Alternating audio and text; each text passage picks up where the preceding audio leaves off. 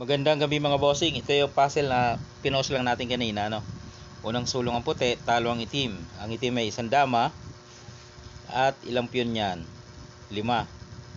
Okay? Pababa ang itim, pataas ang puti. Ang puti, puro piyon, walang dama. Okay. Dito, basic lang to, no? Kasi kita mo na agad ang solution dito eh. Kaya lang, yun nga ang unang napapansin. Karamihan na nag-comment, yun agad ang napapansin na solusyon. 14-15 pakain, then pakain doon, pakain dito, pakain yan. Yun, tama naman, tama. Wala namang mali po sa solusyon kasi nakuha naman ang ang key move. Tama naman.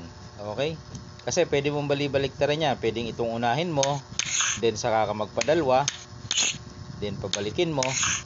Yan. Di ba? Doon din pupunta. Okay.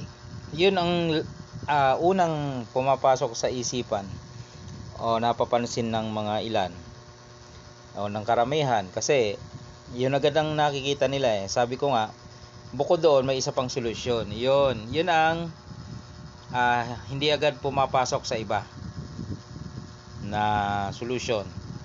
Kasi ito rin ang binigay ng solusyon ng apps eh, no? Okay. Pero may isa pang solusyon dito mga bossing na pwede rin gamitin na kung saan talo din naman ang itim. Ito nga yung gusto kong makita ng ilan na may isa pa palang way, no? Another way kung tawagin.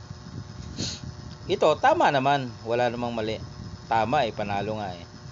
Ang sinasabi ko lang, itong isang way ang hindi na i-comment ng iba. Yan o. Pakain dyan,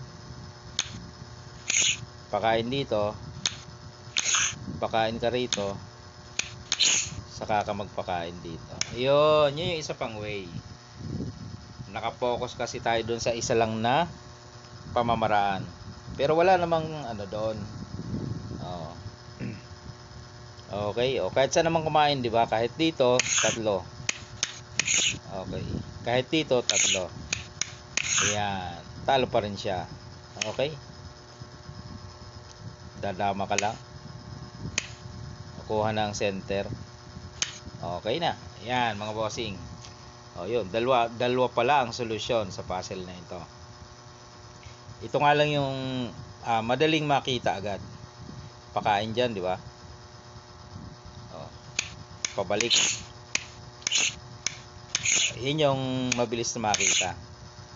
Yung pinakita ko kanina ay mahabang pakain, exhibition eh. Yan o. Yun, hindi agad mapapansin. Pero pwede rin namang gamitin kung gusto. Alright, yun lamang mga bossing. Nakapag-share ako sa inyo ng puzzle na dalawang solusyon. Okay? Ibig sabihin talagang pwede pa nating palawakin pa ang ating mga pag-iisip, no, patungkol sa mga ganitong puzzle. Alright.